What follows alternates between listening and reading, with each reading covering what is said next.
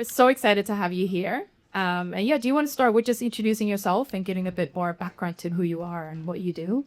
Sure. So, as you said, my name's Tashomi Balfour. I've been playing the saxophone now for about 22 years.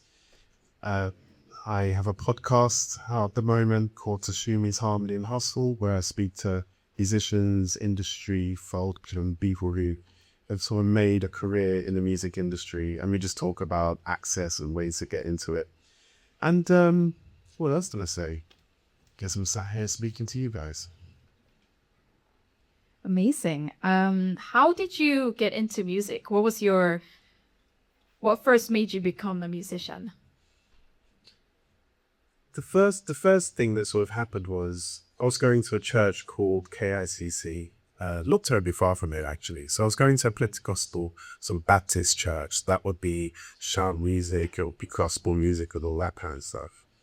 And I was part of the youth group, and none of us really could play music in the youth group. So much so that we only had a radio that would put on CDs back when people, I guess, used CDs. And we would listen to the main church, the adult church, where they would have just world-class established musicians playing. And I guess we got inspired by them, and we essentially wanted to start a band ourselves. So each of us, a group of us actually, we took up different instruments. I took up the saxophone, someone the keys, the bass, the guitar, so on and so forth. And we sort of just practiced every week and figured it out and put a band together really. And that's how it started.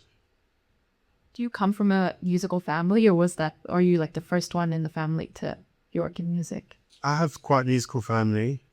Actually, back in the day in my church, so people looked at us a bit funny because when we did start making music, my younger brother was the drummer. I was sort of dabbling on the keys and the saxophone. My big sister was a singer leading the worship, and my elder brother was a bassist. So they kind of thought we were sort of taking over a little bit. And yeah, so a lot of my family are really into music. My sister came out as a garage artist and released some songs. And now she's sort of touring, doing gospel and whatnot. So she still does her thing. Some of my siblings are sort of still in and out of it, but I guess me and my sister are the only ones who really kind of took it a little bit further and kept it going. And at what point did you realize, oh, this can actually be a career? That's a really good question. I'm not sure what point it was actually. I think the point was when I realized I didn't like doing anything else. So I've got skills in IT and software development, so I could sort of go into that world, and I do have other skills, but I don't think my nature works with having a boss. So I kind of had to make music work, to be honest. And I guess that point, in truth, actually, it probably was the time I was on stage with Usher. I think that, I don't know why I needed something that epic to have the penny drop, but there'd been imposter syndrome the whole way through, but it still creeps in round about now, to be honest with you. I'm not sure why I'm sat here. There's other people you could listen to. But yeah, that does still creep in a little bit. But I think at the point that I was sort of doing that caliber of gig with established artists, it sort of gave me a moment of pause, because it is definitely a pinch yourself kind of moment. But also, I guess I was like, you know what, maybe I'm all right. Maybe I can actually keep doing this. So I guess that's probably what it was really. And speaking of Usher, how did that come about as a huge name? It is. It's a funny story actually, and it's such a bizarre story. So I've got a friend of mine, his name's Kenji Fenton. It's actually the saxophone. He's a touring artist. He's currently playing for Robbie Williams. He tours the world. His day to day is very different from a lot of other people's, and he's a good friend of mine. And I got a voice note from him, and she had my phone on me. I'll play it. It's so ridiculous. It's 20-second voice note, and he's like, "Hey Tash, I hope you're well. I don't know if you're available on Sunday. This is gig for Usher. I'll log around. I'm going to the theatre with my missus. I'm not going to be able to do it. But if you want, just let me know." And that, in his life, he can turn down an Usher gig because he wants to see Fancy Dress in the theatre. It's incredible. I appreciate it greatly. So that's Cancel anything. honestly. Theater, I'm like, Oh, let me just check that calendar. You're unavailable today. You know, so that's how it came about. That even so, the gig initially was Menashe was on tour. He came to the O2 quite recently, so he did the gig, smashes the O2. I was hired to play on a boat that he would get from Greenwich to the dock somewhere in Central London. I can't remember where. So I was just part of the entertainment to be on that boat. So I played, you know, Usher came on looking like the king of R&B. So cool that guy is. I played, kept myself together, did the thing. And as we were getting off the boat, the booker said to me, "Oh, you were so good. Do you want to just come to the club where he's having his after party? And you've got a band there, you can just jump on stage with the band." So I'm like, okay, cool, you know. No, I'll do that. No problem. I mean, my calendar's completely clear today, so definitely available. And, you know, I went to this after party, got on the stage, and, you know, Usher had just been doing Yoto Arena. This was just his entertainment for the night. And 2 songs in, he just got up, got on stage, grabbed the mic, and it just turned into a jam. I sort of stood there, and he's like there, you know, the guy smells good, the guy looks cultured. It's everything about it was just, you know, success. And I remember at the very beginning of him being on stage, after I got past that, oh my god, oh my god, oh my god, I didn't allow myself to overthink, because I'm like, if I think about this for too long, it's going to happen and it's going to go, and I'm just not going to have fun. And so I just, you know, was there. One of the few times sometimes musically we could just lock in, be in the moment, enjoy the experience, go with whatever's happening. Just kind of, yeah, I guess enjoyed it. It was pretty amazing, to be honest. no, it definitely sounds very epic. Is that how you've got a lot of gigs? Is it through other people recommending you, or is it you actively looking for gigs and opportunities yourself? How have you built your CV? That's a great question. So I guess that will depend on what point in my career we're talking about. Now, I'm fortunate that I've got contacts and friends in the industry who would go to me and say, "Look, I've got this thing happening," like Kenji sent to me that infamous voice note, which I will somehow record and just have it playing in my house. Like, it's just so good. But, you know, there's experiences like that where I think I've been playing long enough to have built good relationships. And the music industry is so small. It's crazy. I mean, we were talking a second ago, and my friend, who I've known for 15 years, produces your music. It's crazy. You know, it's such a small industry, and I think knowing people and doing it and sort of, I guess, carrying yourself in a way where people would actually want to book you has helped. In the beginning, I put myself everywhere and anywhere. I'd apply to different agencies.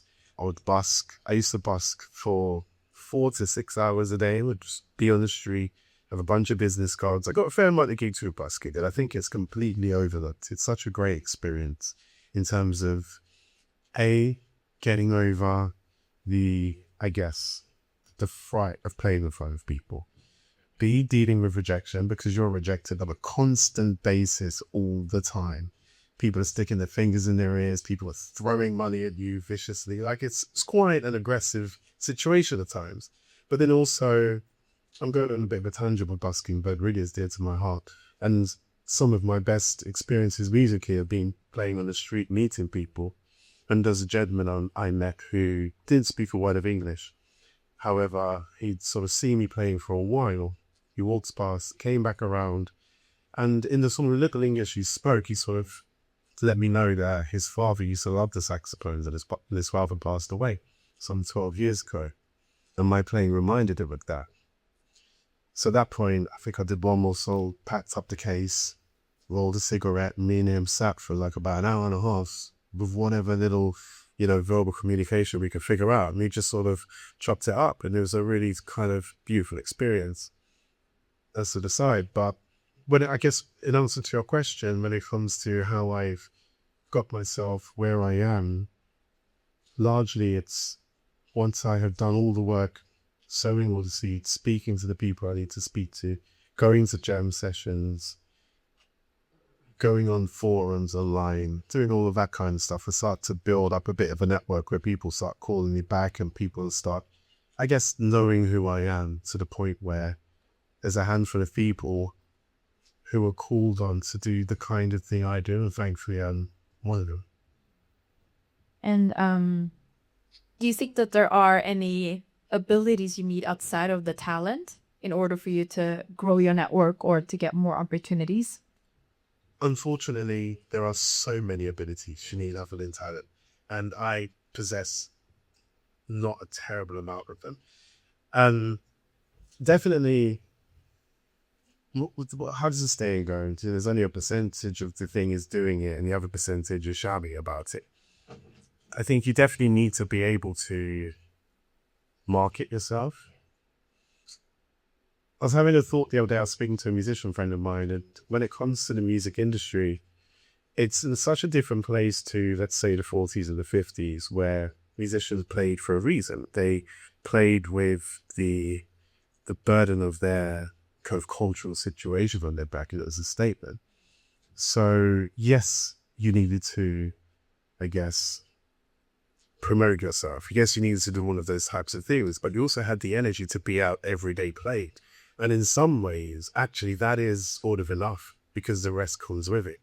But I think one of the key things as a musician, and at least one who wants to remain in the circle of musicians in this small industry, one of the better things I think you can do is know how to not piss people off, to be honest. And I don't know how to do that. I piss off a lot of people. I'm not say piss. Do you know what I mean? Like I guess I've learned that I know my character, and I've got a good group of people who can hang with me, and we can mess around. The things that we say to each other probably shouldn't say anywhere else.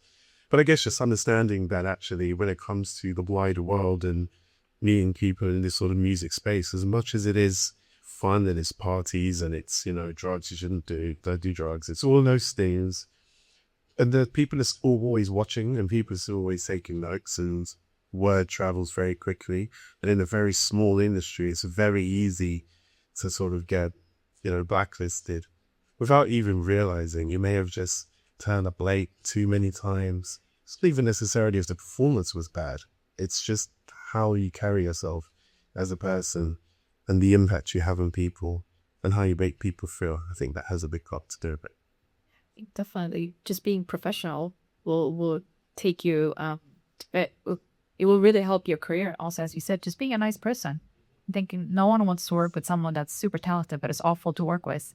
That's always gonna, kind of let you not move forward, if that makes sense. I would love to know a little bit about what a typical work day or work week looks like for you. Is there like a routine or something that happens all the time, or is it every day looks different? The routine is stay alive, figure out how to stay alive in this world. So I guess a work week can look very different. The end of this week, I'm going to be in Barcelona for something I can't remember.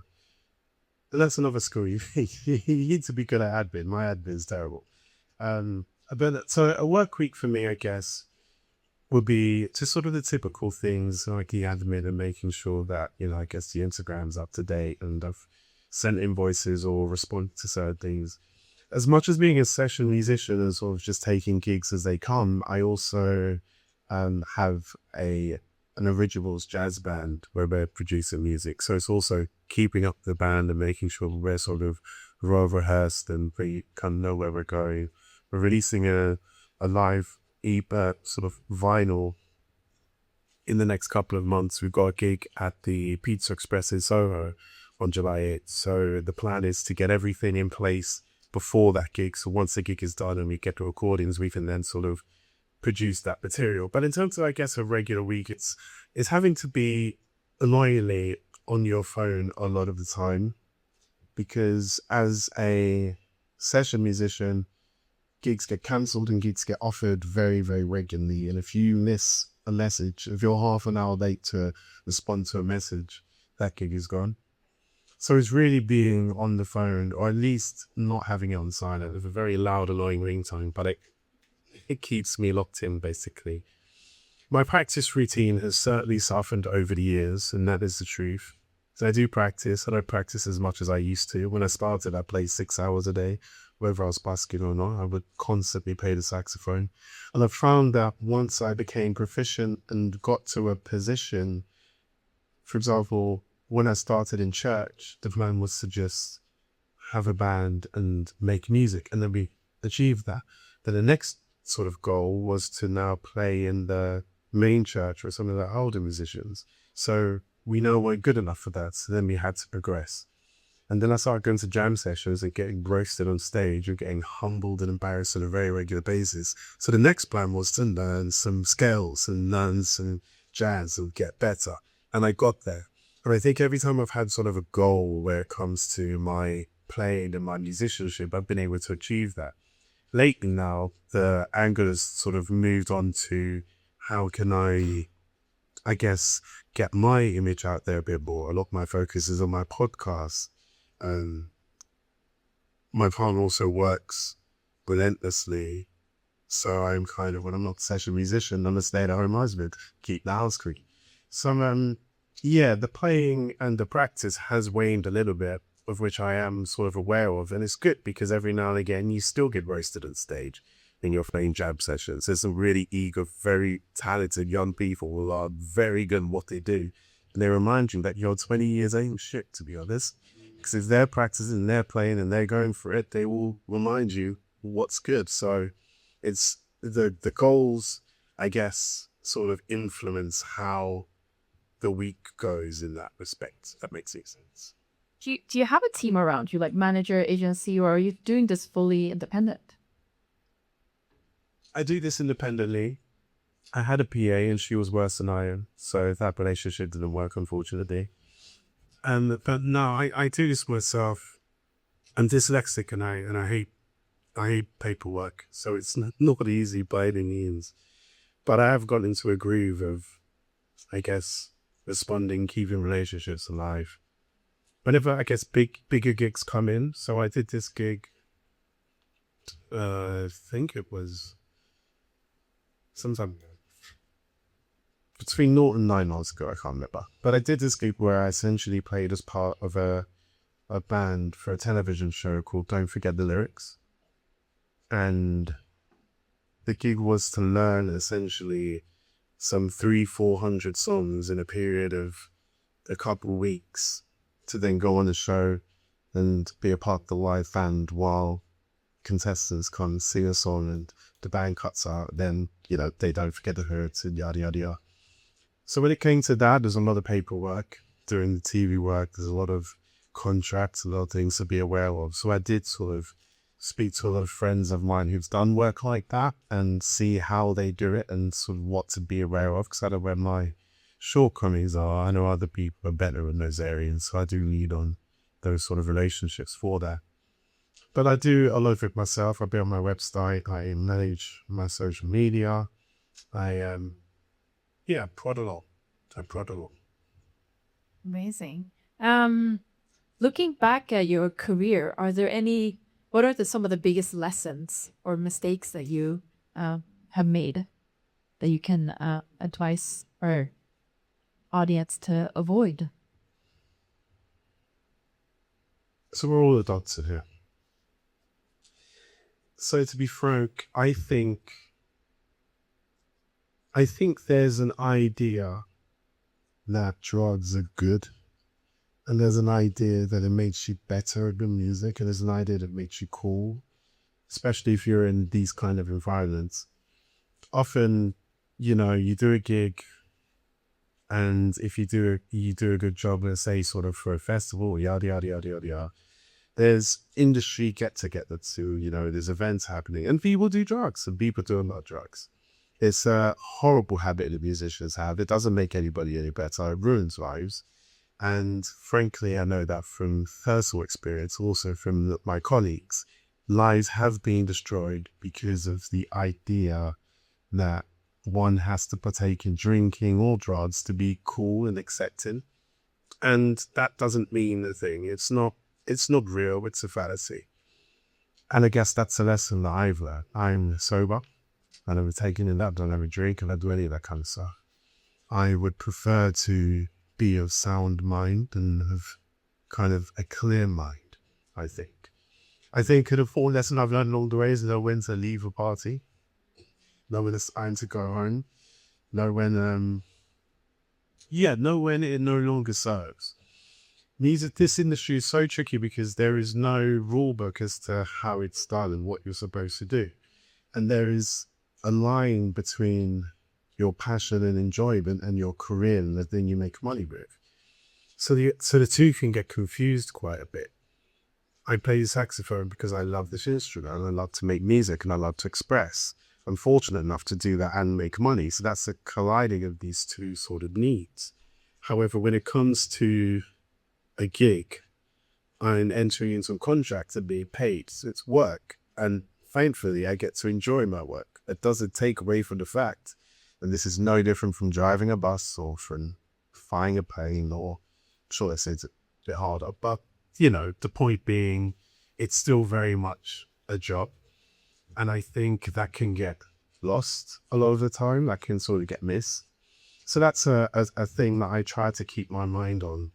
As much as an environment may be cool and fun, it still very much is I've entered into a contractual obligation to provide a service. And once that service is done, don't overstay your welcome. Have you emptied the dishwasher? Good advice there. What are some fun projects coming up for you, or any exciting things coming out this year? So Pizza Express, July 8th. That's going to be fun in Soho. So my jazz band, we play great music. That's going to be really fun. Another one of my bands called The Vibe Room. We're like a sort of DJ live collective. So a band alongside a DJ, and we stream a lot of content. So there's a bunch of videos if anyone's interested in checking that out. We're going to be opening for Craig David a little bit later in the year. So that's going to be fun. Other exciting projects, releasing the vinyl. I think on the releasing music part of things, I've played other people's music for many, many years. And as a session musician, it's really easy to be relevant and play and be seen and yada, yada, yada. Then look back and you've not got any kind of tangible material to show for it. So releasing music, or at least releasing this vinyl, it's going to be a really big one for me, just because I'll have something out there. I've got little bits and pieces of things out there, but that for me will be one of the kind of key achievements, really. I know that you mentioned that you have a podcast. Tell us a little bit more about that one. How did that come about? How long have you been running it? So yeah, that's another thing I do. When you ask me about my days, to be fair, editing podcasts also plays a big part of that. So I started the podcast, or at least the first podcast came out last year, September, the beginning of the school year. That was the thought. School is in session, let's learn about music. The thought process was as follows. The band that I have, The Vibe Room, we were sort of fortunate enough to go viral on TikToks 2 years ago. And one of our videos kind of very randomly got millions of views. And from that point, we then started gaining a lot of followers. And I think from us, like a couple hundred followers now online, that were just under that. So that's really exciting. And that project gets, again, millions of worldwide views. So my thought was, all the eyes are on me now. How do I capitalize on this? I'm going to start a podcast and I'm going to talk to saxophonists about how to play with DJs and how to do DJ live stuff. Or maybe that would be a good idea to sort of, push, or at least, I guess, ride some of the wave, raising tides, rising the ships kind of thing. And I thought of about maybe 3 or 4 videos and I've got no more ideas for that. Once you said it, So I thought that wouldn't really work. But one of the things I'm fortunate enough to do when I travel with music is travel with a group of musicians. So we spend a lot of time together. And every now and again, I'm on gigs with really cool musicians. And And I thought, well, instead of speaking purely to saxophonists, why not just speak to the people I work with in the industry, sit down with them other side of a gig and have a little half an hour chat about their experience, similar to the conversation we're having now. So it's somewhat bizarre, me being on the other side of the, of the equation. So that's sort of how it started. The first funny story of that, actually, the first podcast I released was with a friend of mine. His artist name's Crisis. Crisis McCall. He's a rapper. He's been a phenomenal rapper. He also worked for PRS at the time. And I thought that'd be great to get some insider information on PRS in the process of, registering music royalties, XYZ. So we had a really nice talk about that. Great podcast. Podcast number 1 is up. Just before I released podcast number 2, Crisis has just been fired from PRS, largely because of some of the things he's talking about in the podcast. And that's podcast number 1. So I thought, wow, do I really want to do this? People are actually listening, and that actually really has an impact. And so what I will say is, just to make, that's the headline of it. The reality was there were issues that he had with PRS, and he wasn't happy about a few things. They weren't happy with him. And the fact that he was quite honest about PRS's tactics and the fact that they're not necessarily trying to profit the musician, more so the publisher. He was vocal about that, and it's not untrue anything he said, but they use that as a thing to sort of, part ways with him. He's got a better job now in the industry. He made a lot more money. He was really happy. He was going to leave anyway. So I feel a little bit less bad about it, but it was an awful thing to have it. But that's how the podcast started. And from that point, I guess it kind of woke me up a little bit. As much as all of these things are fun and cool, they're also very real and have a very real impact. And again, I have a horrible potty mouth and I'm incredibly sarcastic and crass, and probably one of the last people who should have a podcast. So this has really been good for me to just rein all of that in. Like I said, have that conversation between your friends who are going to get cancelled. Don't put that out there. So that's how it started. The second episode, I was working with a guitarist by the name of Rob Harris. Rob plays currently for Jamiroquai and has done for many years, and he's worked with all relevant artists. He's an absolute genius, a very great player and a good friend of mine. So we sat down and had a conversation, and one thing I realized was speaking to him and subsequent people after him is that the thing of becoming successful in music isn't really rocket science. It's just a matter of repetition and repetition through repetition. Just sort of be confident in what you're doing and keep doing it. Obviously make wise decisions along the way. And there needs to be a level of sacrifice involved. I guess one thing Rob said, which was great, was every musical experience or gig or project or whatever you get involved with needs to have at least one of 3 things. Either the money is good, or it's great people to work with, or the music is challenging and you kind of really get a kick out of that. So if the music isn't great and the people are kind of not the best, but the money's good, then you can pay your bills. If the money ain't great as such, but actually I really get a lot out of making this kind of music, and you're getting your musical fulfillment. And, likewise, moving around which way you want. But it's important to at least have that level of standard when it comes to making music and putting your name out there and working with people. Because if you haven't got any of those 3, then really what is the point of being involved in that way? It's not always about money, because it's not just the thing to make money, it's a passion. But it's important to balance all of those days. So the podcast has really sort of supported me massively, because I guess I'm relearning some of the things that I may have heard along the way, but also learning things that I wouldn't have experienced. One of my last podcasts, I spoke to a friend of mine named Thomas Toppin, who recently just stopped working with Ed Sheeran. So his regular gig is 80,000 people. And sitting down speaking to him, I think I've done a lot, and then my mates are doing exceptional things. And speaking to him, he's talking about things like, gig etiquette, like we're saying before. You know, most of the time you're on a tour with an artist, you're on stage for like IOTA at that time. Most of the time it's being in a tour bus. It's being in a green room. It's being at dinner. You know, it's being at a bar, whatever. You're only really actually making music for a very small percentage of that time. So it doesn't even, it's no longer even about if you're a good good musician. It's about if you're a good person and you're cool to hang with, you know, hence why I'm trying to pull back at the point. But yeah, that's the podcast. It's 20 episodes up and load, and yeah, and hopefully before the end of the year, I have a Alicia Dixon podcast where in talks. So that's I shall prefer. Where can everyone find your podcast? You can find my podcast on Spotify and YouTube. It's called Tashomi's Harmony and Puzzle. Thank you so much. I think we'll open up questions from the audience. If anyone has any? Do we have a mic?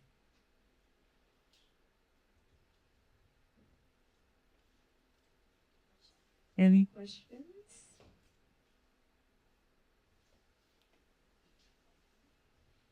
Well, I'll ask a question then. Oh, go on.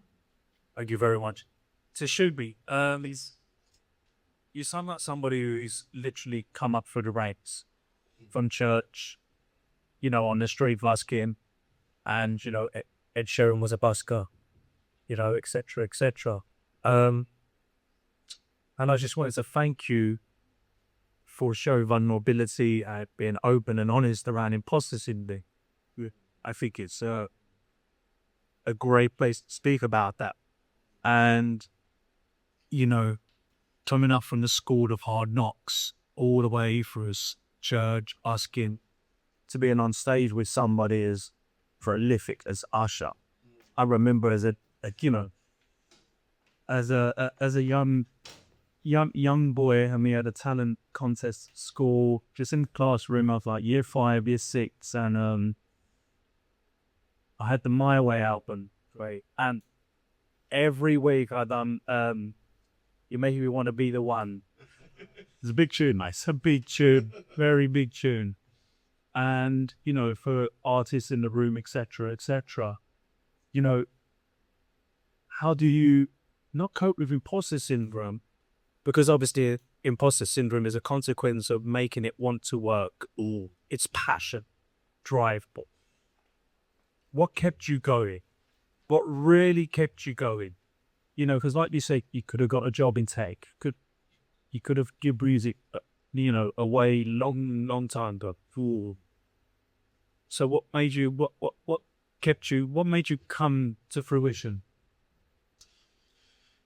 So, great question. I am an open book, so vulnerability is and maybe I'm too vulnerable. I'll have to work on that. But yeah, what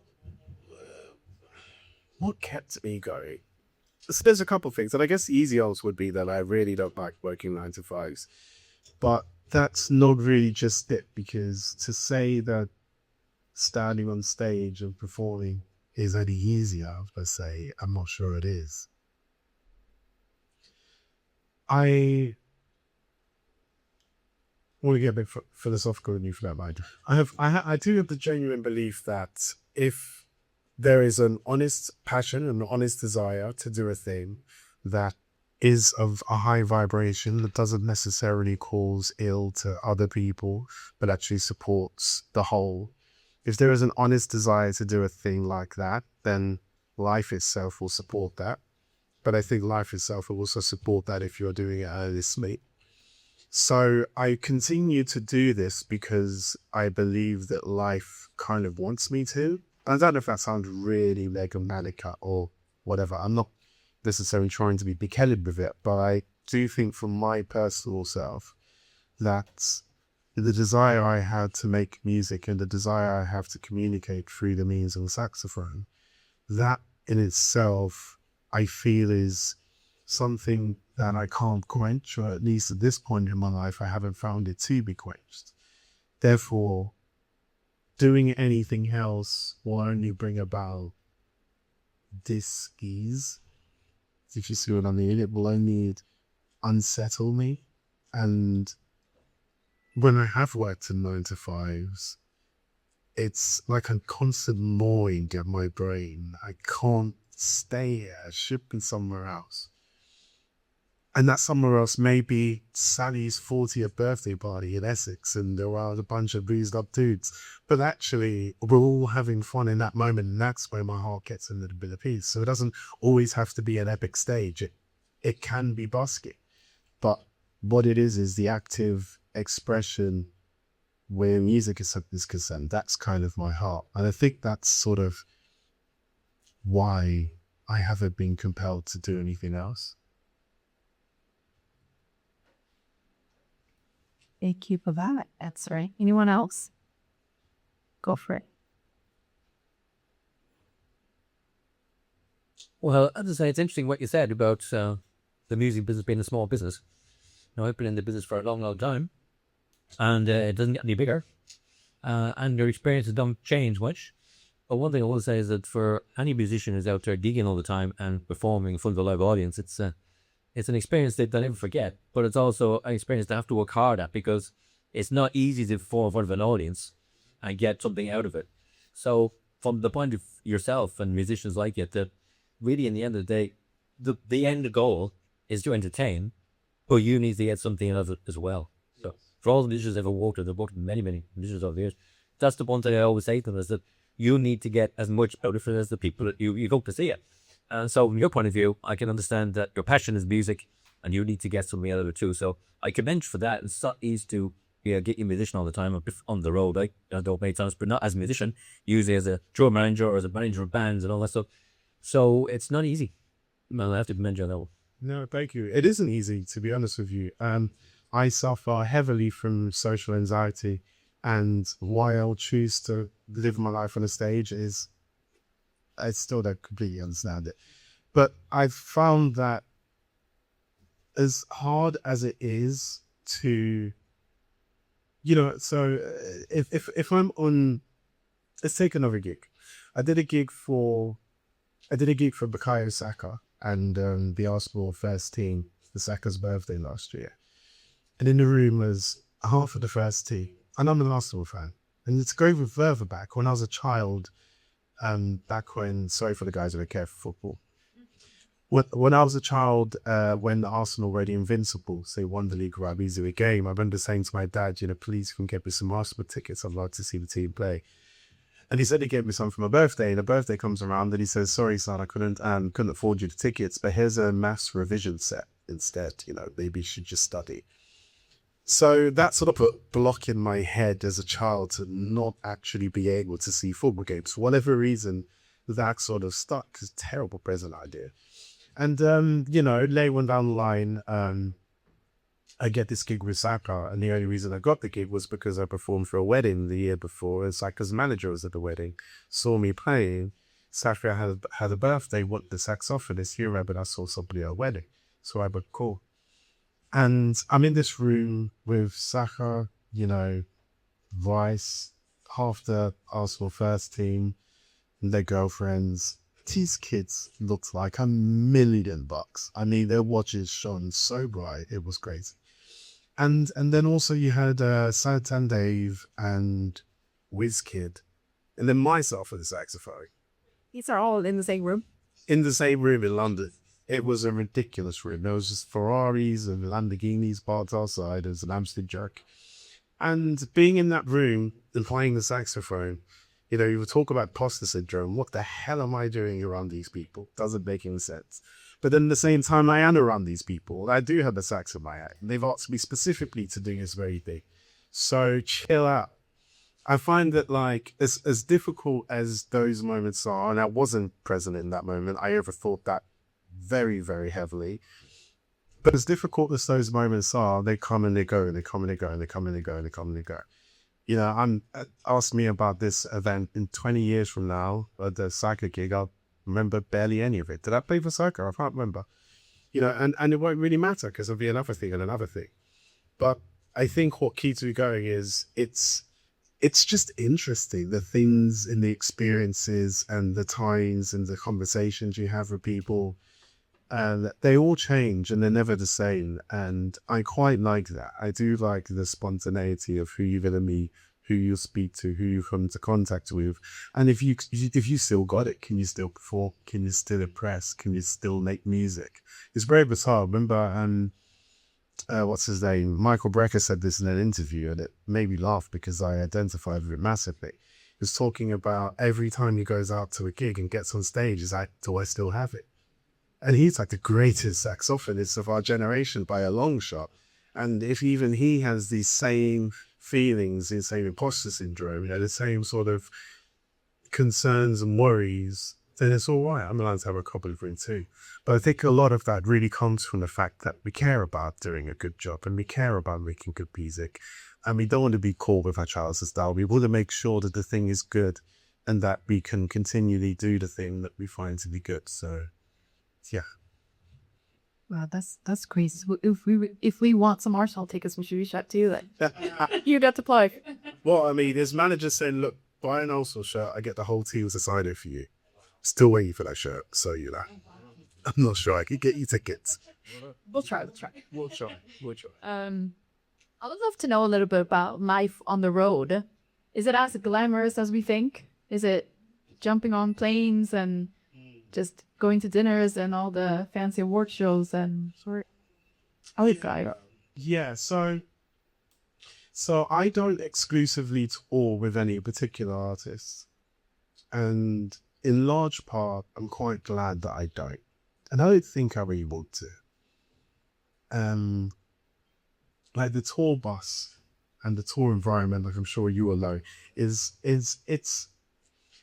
like, I like being at home with my woman. I like being in my house. I really like deeping all the outfit. If we could have done this via Zoom, great. But I'm teasing, I hate it. But so when it comes to like tours and those types of environments, you're performing more for the people around you than you are on stage. Because you have to continue to be cool. You've got to continue to keep up and yada, yada, yada. When I'm most comfortable, I'm really silly and I'm not necessarily everyone's cup of tea. Being in that environment for a long period of time on planes and at dinners, it's quite a jar, to be honest. So I don't tour with artists. If an opportunity comes up, I may not necessarily turn it down, but I'm also not actually actively looking for anything like that at all. When it comes to, I guess, traveling a lot, as a session musician, I do have many, the sort of summertime, there's a lot of like gigs around the world. So you're not with one particular artist, but you are constantly moving. I think last year, I don't know, every year is going to be about 20 different countries, 15 different countries. Every year is going to be constant, but particularly sort of from July to sort of October, September, it does get very busy. It's trippy because it's a secluded experience. I did this gig a couple of years back on a billionaire's yacht. That was insane. Because yacht was so big, you had to get a tender, you had to get a small boat to the boat. Because it couldn't come anywhere near the mainland, it was too big.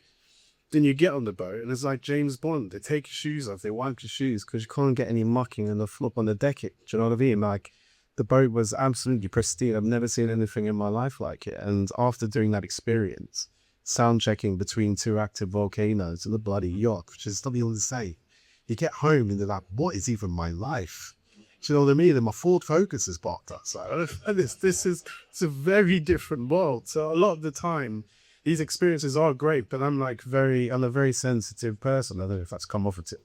If I'm a very sensitive person, so these sort of flashing lights and really sort of, exaggerated and high energy and high kind of, what's the word I'm looking for? The sensory overload experiences, I don't necessarily do very well in that. One of my players, we do a lot of gigs out in Dubai, and that's where you get wined and dined everywhere, and everything's a Ferrari, and everything's the best thing, and this is a 17 Michelin star restaurant, and da-da-da-da. And they're all very brilliant, plush, amazing environments, but they're a little bit lacking of true substance. Dubai is a great place, but I like seeing grass grow. I don't know, maybe I'm just old-fashioned like that. It can be quite disorientating because you are often moving into different places, and you're fortunate being a Brit. Most places speak English. Speakers speak English, and they can also speak their native language, and you sort of trot along with your English, and you're thrown into this environment, into that environment. But all the while that's going on, everyone back home is still in the same trajectory. So it's odd because I did an award show in Indonesia, and it was a completely brilliant experience, and I had so much fun. But then the only people who will really know what that experience was were the people I was working with at the time. So trying to come back and explain that, and it's like you're holding sand. It was like, oh no, well, there's a little idea of what it is, but it can't never really be expressed. It's just quite solo, and it's quite, it's your own kind of experience. Even now, trying to sort of convey some of these highlights that you've asked me to bring up, they sort of just fleet it. I can't even hold on to them. They come so thick and fast. But then January hits, January to March, and you're on your ass all day because no one's throwing any parties, there's no gigs. So that's been all the admin and all the rehearsals, and no flashing lights, no plane tickets. So yeah. Amazing. Thank you so much. I see that we're running out of time. Thank you so much for coming here and sharing your story and giving us some really, really great advice.